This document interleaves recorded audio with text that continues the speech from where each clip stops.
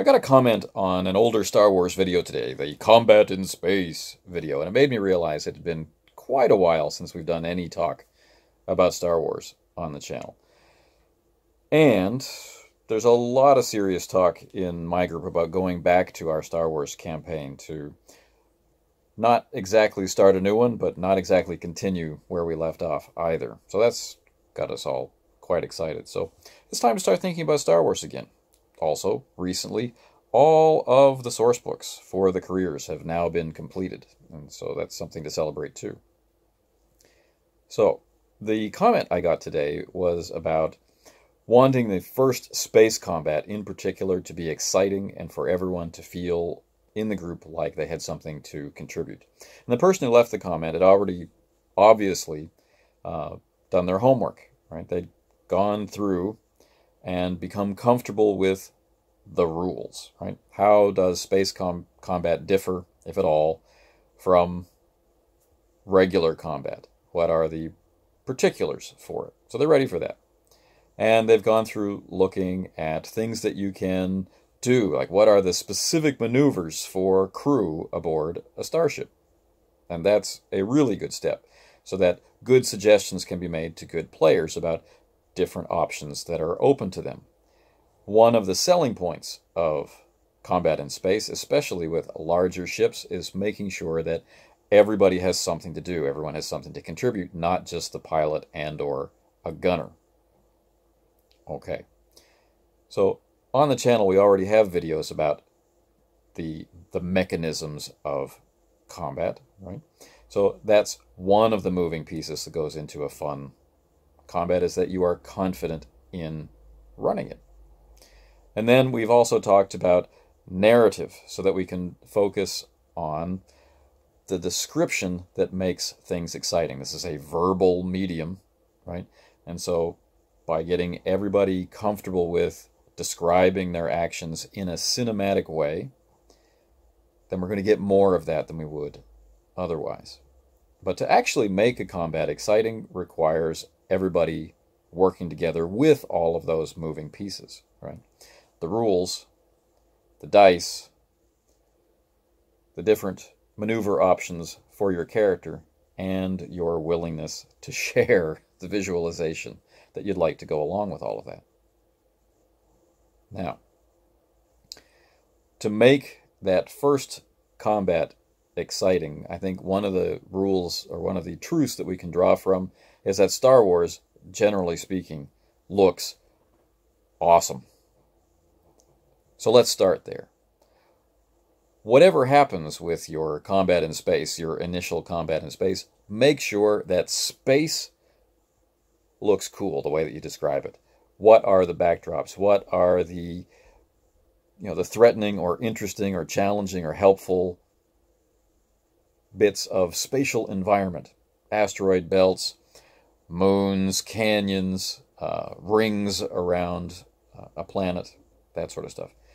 What can you bring in to both make it, look incredible in the player's mind's eyes, but also be tactically useful?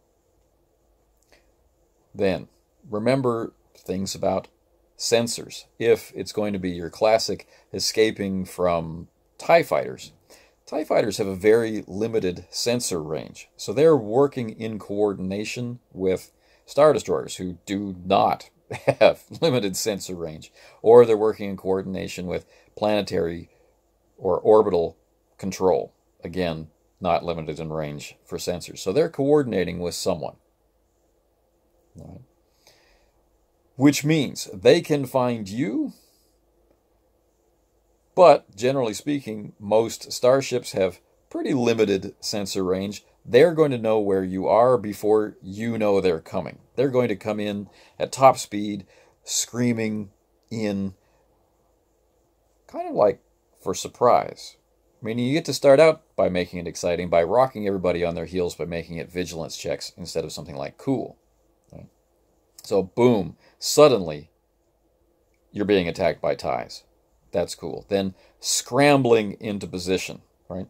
Using maneuvers, using time, causing people to want to spend strain to be able to get to where they need to be to start firing or to start damage control or angling the deflector shields or getting into the co-pilot's chair or what have you, right? Getting people to their positions. So what are the different positions that are relevant? Well, you've got your pilot. Your pilot, if you want to make this exciting, they would likely want to be making the jump to hyperspace, right? But they're being attacked. And even with a co-pilot, there's a limited number of maneuvers. Are they in the kind of ship that can handle doing a pilot maneuver and a co-pilot maneuver? Not every ship can. It'd be very cool if the first time you have your space combat, maybe they're in a ship that has it, and then maybe later on they'll transition to other ships and they don't, and they can see the comparison, and there's something cool about that original ship. So, rather than plotting a course to jump to hyperspeed, the pilot has to maneuver. The co-pilot has to maneuver. Somebody has to be taking actions as a pilot or the co-pilot. So, changing speed, evasive maneuvers, all of this stuff. That's on them. Who else is aboard that can do the calculations for the jump to light speed? So that's something to consider. Then we've got gunners, of course, and the gunners are separated. One might be on top and one might be on the bottom. You know, there might be all kinds of different and unusual placements for gunnery turrets. If we picture the classic YT-1300, and if you're doing the beginner box set and you're using the Crate Fang or something along those lines, right, then you've got your classic YT. You've got your Star Wars combat with Han in one turret and Luke in the other, and they're able to communicate with each other. And this is really important because now we get to involve the dice. Every time one of them takes a shot, we can be considering, are they setting up a shot for the other gunner, right? And if we're picturing, you know, the YT-1300 with its very flat profile, right? The ties need to attack it kind of straight on. They've got fixed gun emplacements, right? So they're moving in, and they'll want to, you know, attack from behind or attack from above. So this gives someone the task of needing to angle the deflector shields, right? So this is an important role. And which gunner, right, has them in their sights? The other gunner doesn't, right?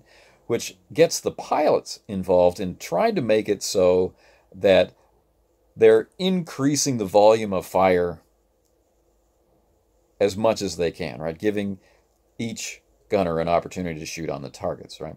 Now, in Star Wars game terms, we don't bother with putting placements, right, about where incoming fire is coming from or where outgoing fire is going unless someone has gained the advantage, right? Even so, the narrative of everything can be about the pilot, the co-pilot, the navigator, damage control, and the two gunners experiencing this frenetic flight through space. That exists solely on the narrative level, right? You've got to sell it. You got to believe in it. You got to get people describing it. You want to get them ramped up to the point where, you know, they're moving their hands instead of talking. And you can get there. Just believe it. See it. Imagine that kind of Star Wars starscape, and through your words, make it real. Encourage them to really be seeing how the TIE fighters are everywhere, right? The gunners are rolling in those turrets, right? Trying to track, and they can't quite line things up. Make that happen. Make that feel real. And it's going to happen, right? So, advantages. Advantages being passed between the pilot and the co-pilot, between the two gunners and each other, between the gunners and the pilots. Everybody has the possibility to influence everybody else, right? Passing those dice around, that's the connection between everybody, and they start to build up. The more boost dice that you're adding to your roll, the more likely it is that you'll start to earn advantages, and the more likely it is that you're going to have more boost dice to pass, right? So combat begins to get a little out there, a little wild, with a significant ability to score critical damage or to pass somebody a literal bucket of dice for their next shot because what you've done has lined things up for them. And then there's another consideration. There's assistance. And it's not formally called out in the rules as something to do in combat, but when you consider it, it's really no different. If we have two gunners working in tandem, you can make combat even faster by foregoing the action of one. Their action becomes assisting someone else, and they lend their support to that action. So we describe the two working together, laying down fire to drive the target to a particular quadrant of the sky to make them more likely to hit, and so on and so forth. There's a lot of things that you can do to get people talking to each other. And when they're talking to each other, they feel like they're coordinated and they feel like they're making things happen. And they are. How much time is it going to take to calculate the jump, right? Who's working to make that happen? Whatever it is, they can't do anything else, right? They're kind of focused on that. So we don't want that time to be very long. But wouldn't it be interesting if they're being thrown around by hits and whatnot, or crazy maneuvers by the pilot? These are things to think about, or at least increasing the difficulty, making their sacrifice of running around and shooting stuff challenging, important, a risk. So let's recap. What are the things that you can do? You have people on damage control. You might need to have more than one person. You might need to, again, call on those assistance rules to make sure things get done faster and or better. Right? You need to have someone calculating the jump to hyperspace. Right? What can make their life challenging and interesting while they're doing that? Right? Extended task, that sort of thing. And then we've got possibly a pilot and co-pilot situation, or just a pilot. Right? And you've got a gunner or gunners. So all of these things can be happening all at the same time. If you go through the ship maneuvers, you've got things like interrupting signals, signal jamming. This is really important if the TIEs are finding you with someone else's sensor equipment. You have slicing attempts to try and interrupt other systems. If you've got a giant kind of dish on the top of your freighter, maybe that's one of the things it could be used for. All right. And maybe that's an interesting complication that could be brought in with despair, right? That the dish is jammed and needs to be realigned or repaired in some way, or isn't up to this task and needs to be modified on the fly to make it so. The deflectors. Why does anybody want to angle the deflector shields? Well, it's because where the volume of fire is coming from. So having someone who's actively involved in enhancing the defense of the craft, this is really useful. Right? Now, again, a lot of this is simply narrative, but it's also important. Right? If nobody says that they do it, it doesn't actually happen. Right? Someone needs to be involved in this, and they get to contribute description, and they get to participate in the resolution of dice results, and so on and so forth. So in terms of actual dice rolling, you've got pilots making maneuvers, you've got co-pilots making maneuvers and taking actions, you've got gunners rolling dice, you've got engineers fixing things or modifying things and rolling dice, and you have the computer user, whatever they're doing, if they're slicing, if they're jamming, if they're trying to prepare the jump to hyperspace. All of these things require dice and dice rolls, and all of these things can, in turn, influence the others through the passing of boost dice, through gained advantages, and so on and so forth. And of course, there's always the possibility of triumphs. And there's, even in new crews who might not have access to triumphs right out of the gate, there's always the destiny pool, encouraging people to spend destiny points to upgrade their pools, opens that possibility up to them. So, excitement is partially the buy-in, right? Being willing, as the game master, first to go all out on the description of the environment, right? Providing lots of interesting options and just that, that imaginative excitement of we're having a combat in space. And then applying interesting tactics. Describe, right, how the ties can be anywhere they want to. They're coming in from different angles every time, involving different gunners every time, trying to build a coordination between those gunners so that some of them are laying down, covering or strafing or suppressive fire to drive the ties into the other combatant. That is an interesting dynamic that can produce a lot of role play and can produce a lot of interesting dice play, and so on and so forth. Things break down on ships in combat.